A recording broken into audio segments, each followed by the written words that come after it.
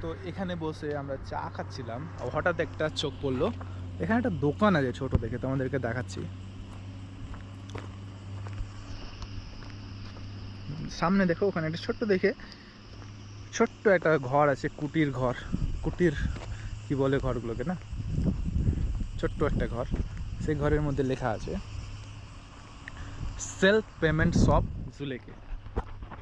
মানে তুমি এখানে কোনো দোকানদার নেই, তুমি নিজে এই দোকানের মধ্যে যাও, এই যে সিঁড়ি আছে, সিঁড়ির মধ্যে দিয়ে দোকানের মধ্যে যাও, যাওয়ার পরে এই যে দোকানটা যেটা আছে সেলফ পেমেন্ট শপ জুলেকে, ওখানে তুমি জিনিসের দামগুলো দেখতে পাবে। দেখো জিনিসের দাম লেখা আছে, আর একটু কাছে যাচ্ছি, দেখো লেখা আছে সব জিনিসের দামগুলো, লাই পাত্তা, কিউবি, দেখ হিন্দিতে লেখা আছে নামগুলো, বাট ইংলিশে লেটারগুলো অ্যালফাবেটটা আপনার ইংলিশের, বাট নামগুলো হিন্দির। আর এখানে জিনিস রাখা আছে দেখো,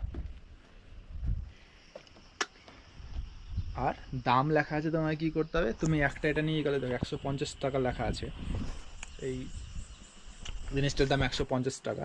তুমি 150 টাকা এখানে ক্যাশ বক্সের মধ্যে রেখে দাও 150 টাকা, আর এই জিনিসটা নিয়ে চলে যাও।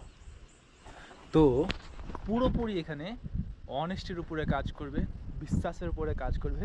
তুমি এমনি নিয়ে চলে গেলেও হয়তো তোমাকে কেউ বাধা দিবে না, কেউ তো নাই এখানে, দেখো আশেপাশে জায়গা দেখো কেউ নাই, দেখো কেউ নাই এখানে। তো তুমি যদি নিজেও গাড়ি থামিয়ে নিয়ে চলে যাও, কেউ জিজ্ঞেস করবে না।